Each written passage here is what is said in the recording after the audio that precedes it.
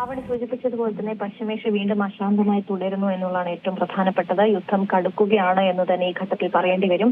ഇസ്രയേലിന് നേരെ ഇറാൻ ശക്തമായ മിസൈൽ ആക്രമണമാണ് നടത്തിയത്. അതിന് പിന്നാലെ തന്നെ ഇസ്രയേലും ഇറാനെ തിരിച്ചടിച്ചിട്ടുണ്ട് എന്നുള്ളതാണ് വിവരങ്ങൾ പുറത്തു വരുന്നത്. ഇറാൻ നഗരങ്ങളിലെല്ലാം വലിയ സ്ഫോടനങ്ങൾ നടത്തിയതായിട്ടുള്ള റിപ്പോർട്ടുകൾ വരുന്നുണ്ട്. ടെഹ്റാൻ, തബ്രീസ്, കറാച്ച് തുടങ്ങിയ നഗരങ്ങളിലെല്ലാം തുടർ സ്ഫോടനങ്ങൾ ഉണ്ടായി എന്നുള്ളതാണ് ഇപ്പോൾ ഏറ്റവും പുതിയതായി വരുന്ന റിപ്പോർട്ടുകൾ സൂചിപ്പിക്കുന്നത്. ഈ മധ്യ ഇറാനിലെ സൈനിക കേന്ദ്രങ്ങൾ ലക്ഷ്യം വെച്ചിട്ടായിരുന്നു ആക്രമണം നടത്തിയത് എന്നുള്ളതാണ് ഇസ്രയേലിന്റെ പ്രതികരണമായി പുറത്തു വരുന്നത്. എന്തായാലും ഇറാനിയൻ ഭരണകൂടത്തിന്റെ സൈനിക ലക്ഷ്യങ്ങൾക്ക് നേരെയാണ് വ്യോമസേന ആക്രമണം നടത്തിയെന്നുള്ള കാര്യം ഇസ്രയേൽ വ്യക്തമാക്കുന്നുണ്ട്. ആൾനാശത്തെക്കുറിച്ചോ ഏതെങ്കിലും തരത്തിലുള്ള ആക്രമണങ്ങളെക്കുറിച്ചോ അല്ലെങ്കിൽ കെട്ടിടങ്ങൾ തകരുന്നത് അതുമായി ബന്ധപ്പെട്ട വിവരങ്ങളൊക്കെ പുറത്തു വരുന്നതേ ഉള്ളൂ. അതിന്റെയൊക്കെ ഒരു സ്ഥിരീകരണം വരും മണിക്കൂറുകൾ മാത്രമേ നമുക്ക് അറിയാൻ കഴിയുകയുള്ളൂ. എന്തായാലും ഈ ഇസ്രയേലിന്റെ വടക്കൻ പ്രദേശങ്ങൾ ലക്ഷ്യമാക്കിക്കൊണ്ട് ഇറാനും തിരിച്ചടിച്ചു എന്നുള്ളതാണ് ഏറ്റവും പ്രധാനപ്പെട്ടത്. നിരവധിയായിട്ടുള്ള മിസൈലുകളെല്ലാം തകർത്തു എന്നുള്ളൊരു അവകാശവാദം ഇസ്രായേൽ സൈന്യവും നടത്തുന്നുണ്ട്.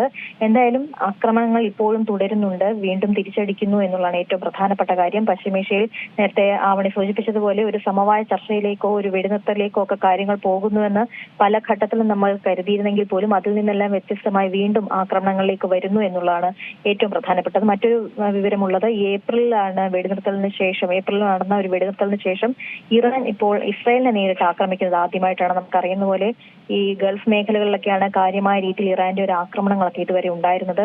കുവൈറ്റ് എയർപോർട്ട് അടക്കം വലിയ രീതിയിൽ ആക്രമിച്ച വിവരങ്ങളെല്ലാം നമ്മൾ കേട്ടതാണ്. എന്തായാലും അതിനൊക്കെ പിന്നാലെ ഇപ്പോൾ ഒരു മാസത്തിന് ശേഷമാണ് വീണ്ടും ഇറാൻ നേരിട്ട് ഇസ്രായേലിനെ ലക്ഷ്യം വെക്കുന്നത് എന്നുള്ളത് ഏറ്റവും പ്രധാനപ്പെട്ട കാര്യമാണ്. ഈ ലെബനന്റെ തലസ്ഥാനമായിട്ടുള്ള ബെയ്റൂട്ടിലെ ലക്ഷ്യമിട്ടുകൊണ്ടാണ് ഇസ്രായേൽ ആക്രമണങ്ങൾ നടത്തിയത് എന്നുള്ളതാണ്. ആ ആക്രമണത്തിന് ഇറാൻ തിരിച്ചടിച്ചു എന്നുള്ള പ്രഖ്യാപനവും വരുന്നുണ്ട്. എന്തായാലും ഇറാന്റെ വ്യോമാക്രമണവും ഒപ്പം തന്നെ ഇസ്രായേലിന്റെ വ്യോമാക്രമണവും തുടരുന്ന കാഴ്ചയാണ് ഇപ്പോൾ നിലവിൽ കാണുന്നത്. ഏറ്റവും പുതിയ വാർത്തകളും വിശേഷങ്ങളും വിരൽത്തുമ്പിലറിയാൻ സീ മലയാളം ന്യൂസ് എല്ലാ ഡിജിറ്റൽ പ്ലാറ്റ്ഫോമുകളിലും ലഭ്യം.